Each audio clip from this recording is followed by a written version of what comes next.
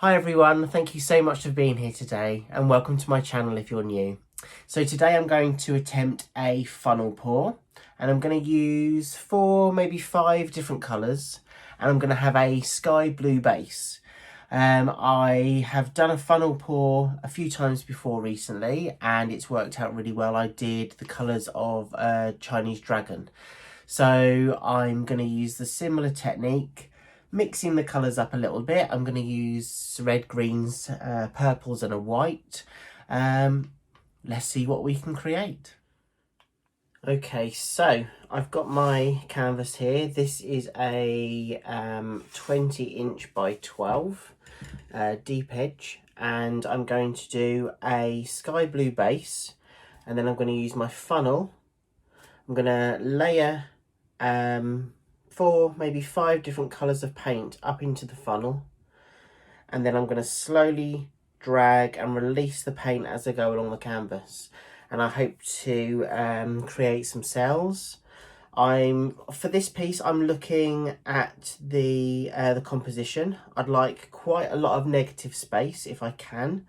I'm a big fan of the sky blue colour, so let's just see what happens. I'm excited for this one.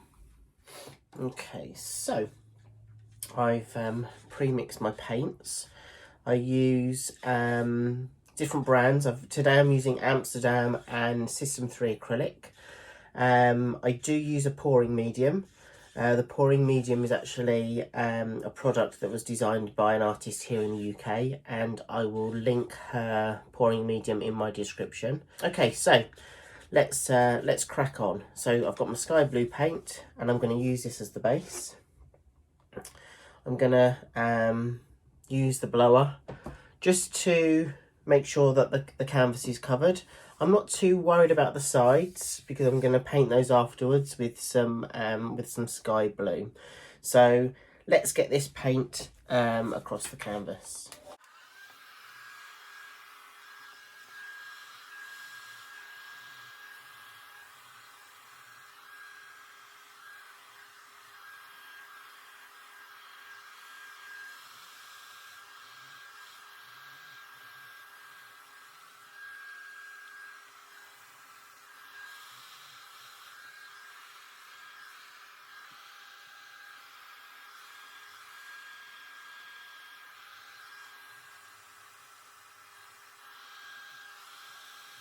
So, got my funnel. I'm going to start this side.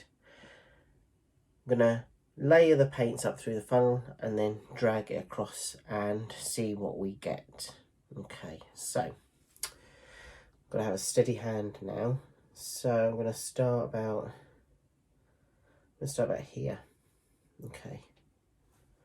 So I'm just going to put a touch of the sky blue in right at the bottom. And then I am going to use a darker blue, Windsor blue. I'm going to list all the paints in the description below. And I'm going to add just a little bit of titanium white. And then I'm going to go for deep violet.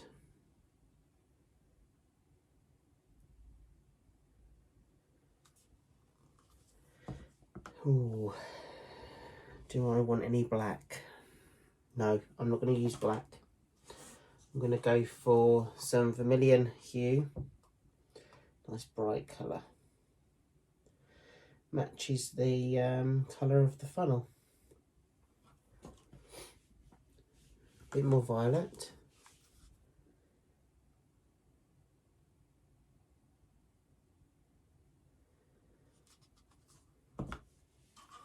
A little bit more white.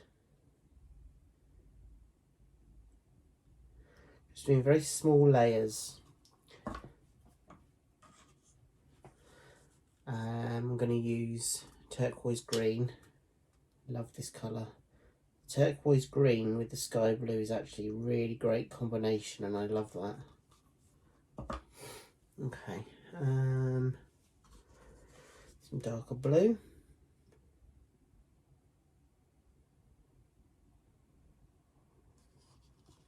A bit more red.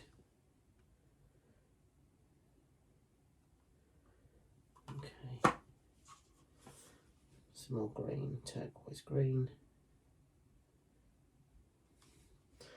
It's probably enough paint, to be fair. A bit more blue. Okay, so I'm going to take the funnel. I'm going to slowly lift it and drag.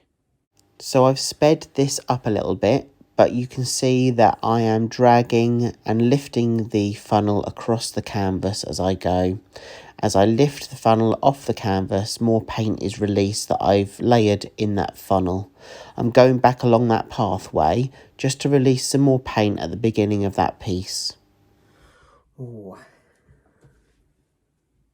Getting a few cells popping up here. I really do like this. I love how the Windsor blue has like an edge all the way along. And then you've got some of the violet and the vermilion popping up.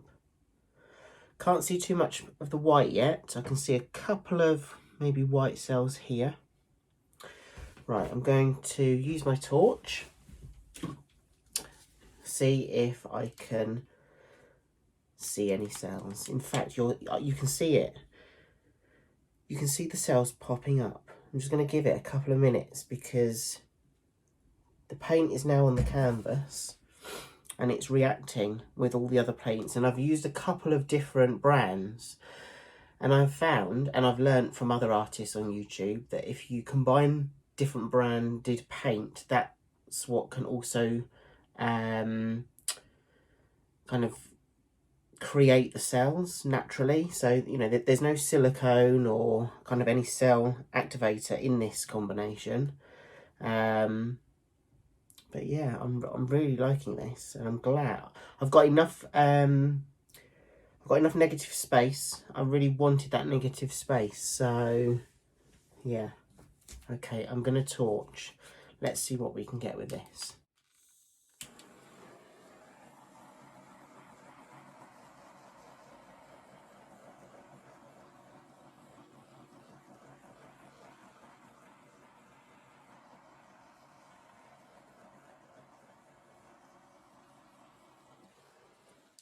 Okay, so I have sped this bit up again, just so you can see what I do. Now, I started off with a straw, but that wasn't really working for me for this piece. So I blew with my mouth, and that kind of gave me the full control that I wanted. It helps me blow the paint across the canvas. Now, I'm still looking to create negative space, but I'm also wanting a design that's visually appealing, and a design that will show off all the different colours that I've used for this piece. Now I'm blowing from one side to the other, and I keep looking back just to have a look to see what the piece looks like. I wanted that negative space. I wanted that sky blue base to kind of shine through. Yeah, let me know what you think. This is turning out to be really interesting. As I'm blowing out the colours across the canvas, I am letting some of the design and some of the colour drip down the side. I'm a real big fan of the colour that overlaps to the sides, especially when using deep edge canvases. I think it gives a really nice finish. I like that kind of raw finish. And it also lets the design go over the edge like it's a continuation, and it's not just solely on the front of the canvas. I don't know if you're a big fan of that kind of thing. It'd be really interesting to hear what you think. So, drop in the comments below if you like edges exposed or neat and tidy, or continuation of the design. It'd be really great to hear what you think.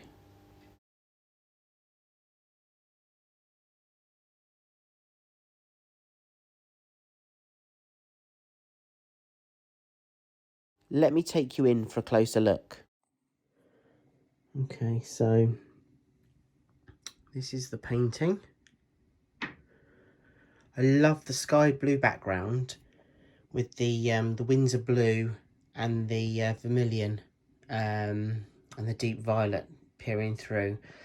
What does it remind you of?